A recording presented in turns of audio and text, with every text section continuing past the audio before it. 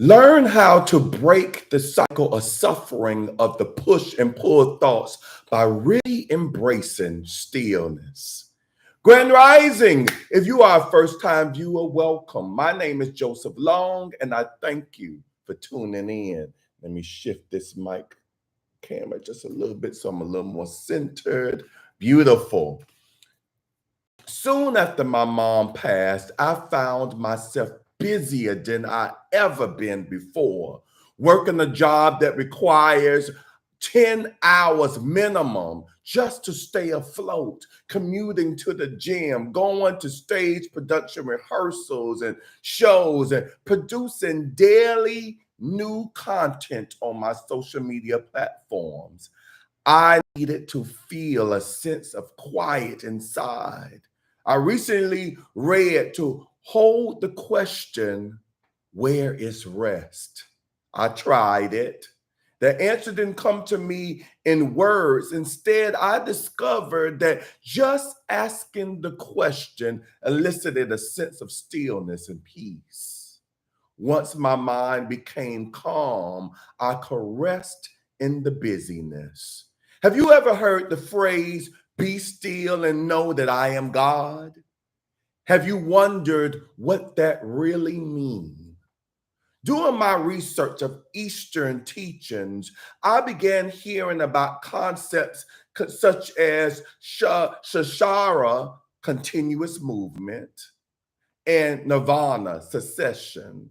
In the East, an image that referred to as the wheel of Shashara has been used for centuries to depict the continuous cycle of birth, death, and rebirth, and the conditions that cause suffering. The conditions of ego that power the wheel are sometimes called the three poisons. They are desire or attachment, hatred or aversion, and ignorance or illusion. When one's life is lived free of these conditions, one is said to be freed from the wheel of Shashara. In my own experience, the first two conditions, attachment and aversion, are best remedied by addressing the third condition, ignorance. You could say that the root condition of suffering is ignorance of our true nature, ignorance of knowing ourselves as spirit. Attachment and aversion then cause day to day suffering. Stillness, I have seen, is both the treatment for ignorance and the ultimate antidote to Shashara.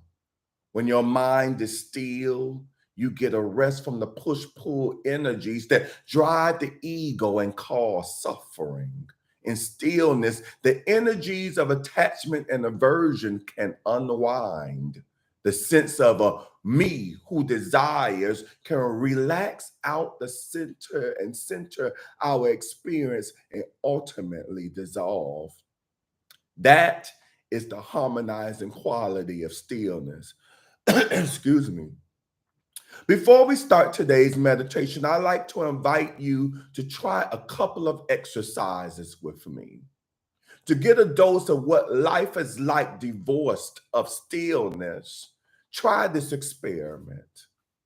Think a thought that has push energy, such as, I don't want to go to work, or I don't want to have that difficult conversation, or think that shouldn't be.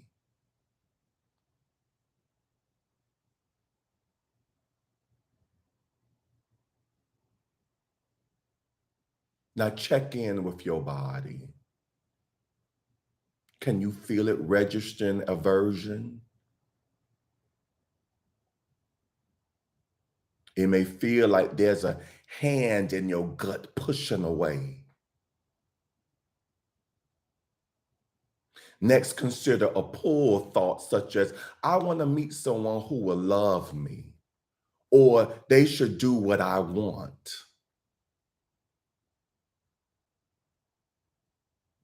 Hold that thought and then pay attention to your body.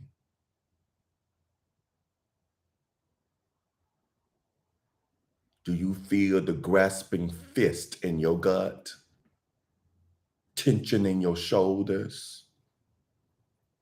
Either way, push or pull, your body beautifully lets you know which thoughts will cause you constriction, inner division, or feelings of separation. It was seen then that if you could stop divisive thoughts, you will be at peace with whatever presents itself in each moment. But wait, having trouble finding the off switch? Yep, thoughts keep coming. The more you try not to think, the more aversion arises. And the more you try not to have divisive thoughts, the more attachment arises. Both efforts take you further away from experiencing peace. But there is an alternative to push-pull thoughts. Again, using your body as a thought meter, feel your gut as you contemplate the phrase, thoughts simply arise. Let the words permeate your body.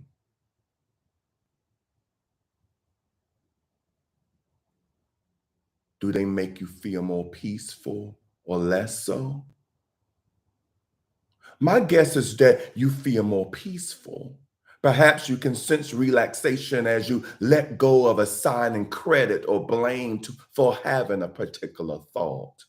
When you align yourself this way with what life is presenting with reality, the experience of any inner division gives way to peace. Thoughts themselves don't create division, separation, and suffering. Rather, invest in thoughts with belief, identifying with them, and taking them personally are what fuels the wheel of Shashara. When we identify with a thought that creates a fixed position in time and space, like a star in the night sky, as you identify with more thoughts, you create more fixed positions until you have an entire constellation of ideas and beliefs. The lines of that constellation continue to grow and overlap, creating something that begins to look solid like an object. Those fixed points create an illusion of an individual me with its own boundaries separating it from the whole. You can live your whole life in ignorance, not knowing that suffering is a result of believing the thoughts that suggest you are separate from the whole. But if you examine your push-pull thoughts, discover which beliefs you're investing in and question them, you can slip into stillness and become your own medicine, the perfect antidote to the poisons of ignorance, attachment, and aversion. Are you still with me? Good, because we are ready for today's meditation. But before we start, I ask that at this time, you please click on the like button. This may seem like a small click to you, but to me in this platform, it means a lot. Thank you. Let us begin. So connect with the quiet at the center of your swirling energies.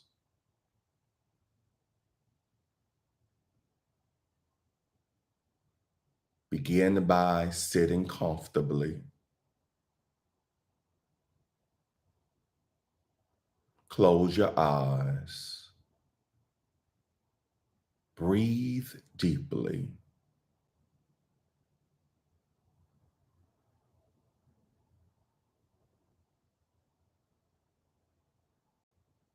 And let your body settle, inviting relaxation.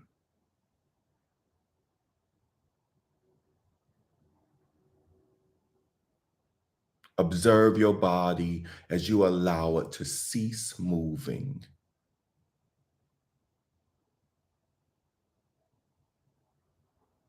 Lean softly into your experience and give it your whole attention.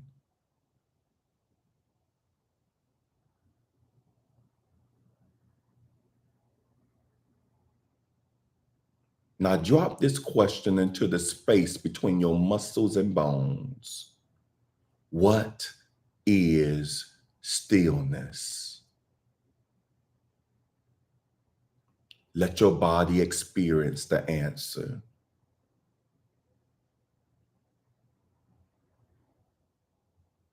Let the body response wash into every part of you,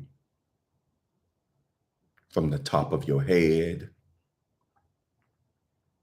down to the floor or chair where you are sitting.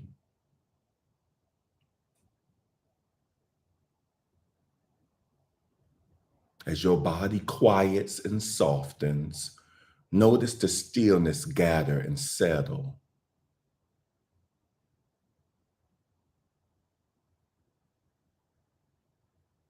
Maintaining a steady and intimate quality of attention, let the stillness widen and let your senses open globally to the outer world.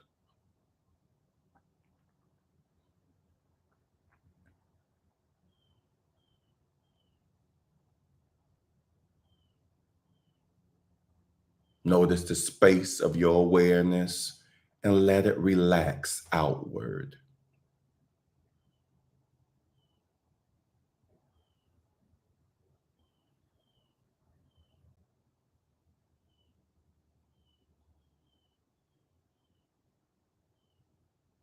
Let sounds in the distance enter the space of your awareness, but don't strain to hear or make a note of them.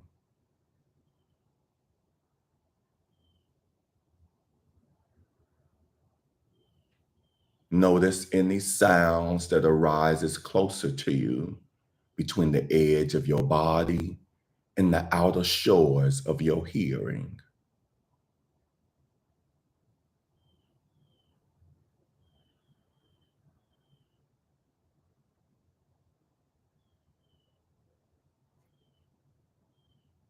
While continuing to soften into stillness, rest a portion of your attention on the surface of your body, allowing it to stop there completely, allowing the stillness saturating you inside and out to soften any sense of boundaries between your body and the outside world.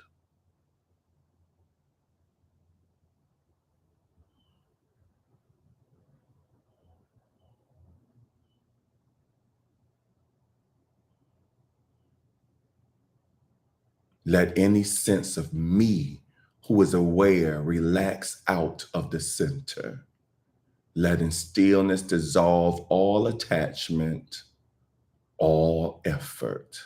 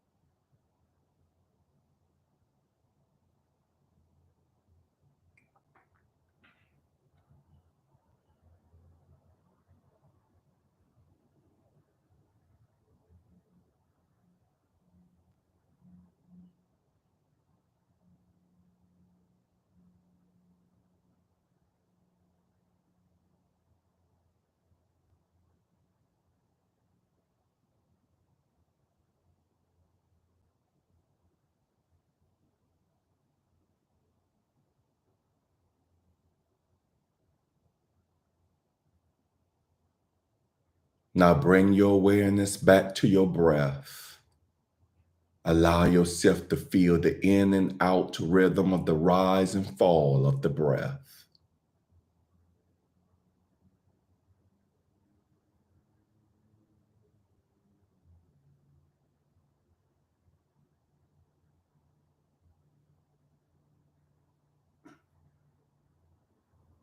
On the next inhale, allow the fingers and toes to wiggle if you wish.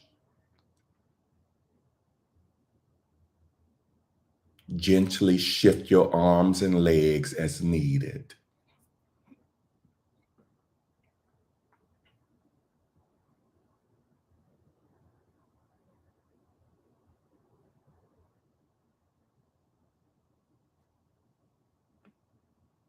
you may gently open your eyes.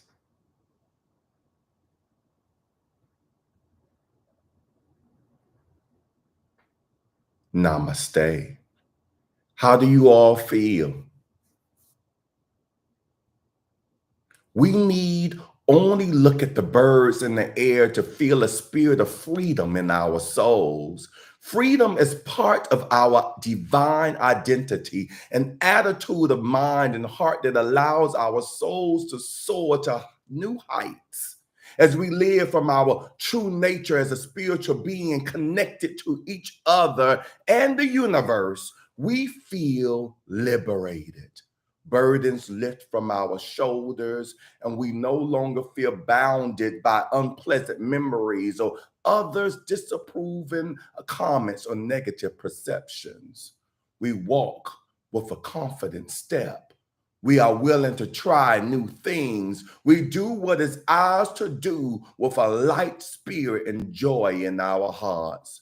We can think, say, and do what is right for us without fear of condemnation or judgment. We are truly free. And so it is. All right, let's see who's on here live with me. I see you on YouTube, Miss Pamela. You have already had a nice little conversation with me this morning. You say greetings from Guyana, land of my birth. Greetings to you all the way from sunny Florida in the U.S. Grand Rising, my meditation family. Grand Rising to you, Miss Pamela. And on Instagram, looks like I have a few of you on here. Miss AP, Grand Rising to you. Miss Pat, I see you. Hello, friend. Grand Rising. Oh, my bestie is in the house. Miss Valencia, Grand Rising to you. Oh, I have Mr. Kelvin Showers on here. Hello, Kelvin. If you still on here, give me a thumbs up. I just want to give a quick plug on Mr. Kelvin. He is doing some beautiful things in the community as well. We both are in this spiritual circle together, or straight line, whatever you want to call it. His movement is similar to mine, based in love. He is also affectionately called the Love Doctor. And I, just like him, I believe love is the most powerful force, energy in our universe, and it could cure us or prevent us from any aversion. If you didn't get it by now, this practice we did today was a self-love practice. And you should have felt a little more relaxed, probably healed from any ailments or tension within your physical body. Somebody might have gotten the answer to a question they had. If not, know that it's coming. All right, so good to see you, Brother Kelvin. And my, it's not letting me scroll up. And Miss Valencia, good morning, friend. Miss you lots. I miss you too, but I know you was doing your thing. You was on your mini vacation with your family. And to me, family is very important. All right, that concludes today's practice. I want to thank each and every one of you, whether you are on here live or you are tuning in to this pre-recorded video. Thank you for your participation. And I look forward to virtually seeing each and every one of you tomorrow on my YouTube and Instagram channel at 7 a.m. Eastern Standard Time. Peace and blessings.